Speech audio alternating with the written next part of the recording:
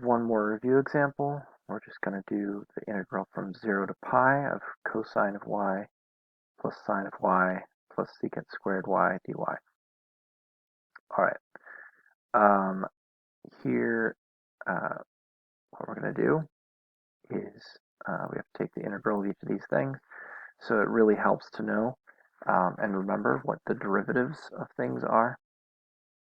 Remember that the derivative um, of sine is cosine. So if you just have a cosine, uh,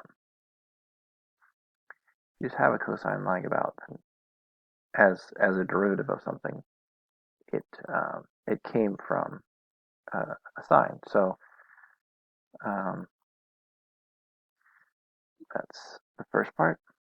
And then we have, remember the derivative of cosine is negative sine.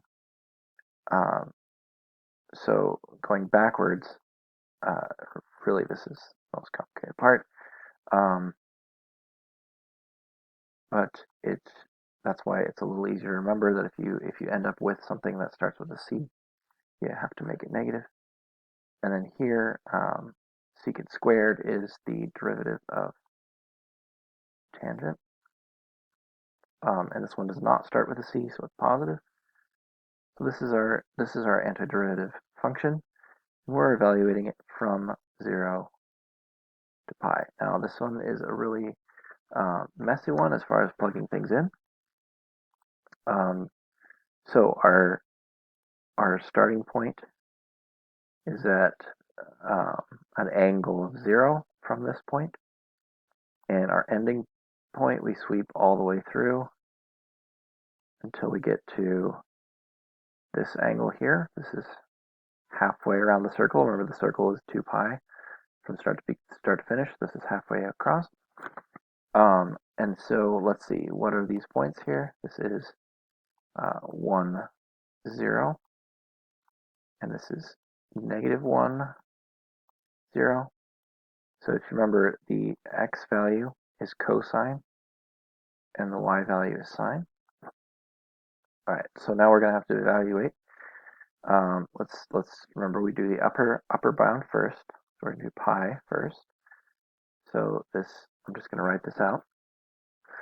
Okay, so I wrote out plugging in the upper bound. So you just plug in pi for each of these values, each of these functions. And so what is sine of pi? Well, it's the y value at pi radians, which is 0. Then the cosine value at pi is -1. And then the tangent value, remember, is sine over cosine. So sine at that value over cosine.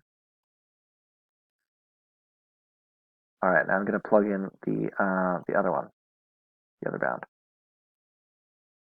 Okay, so I plugged in the lower bound to each of these functions, and here they are. Now I have to evaluate them. So sine of 0, the y value here, which is 0. And then you subtract away cosine, which is the x value, which is +1 this time. And then you are going to add the tangent of it, which is, in this case, 0, the y value, over the x value of +1.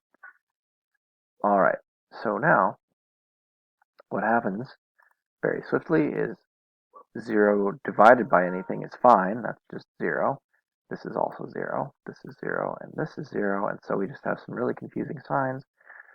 So we have minus -1 minus -1, which becomes +1 +1. In other words, 2. That's our final answer. So the integral of this from 0 to pi is 2.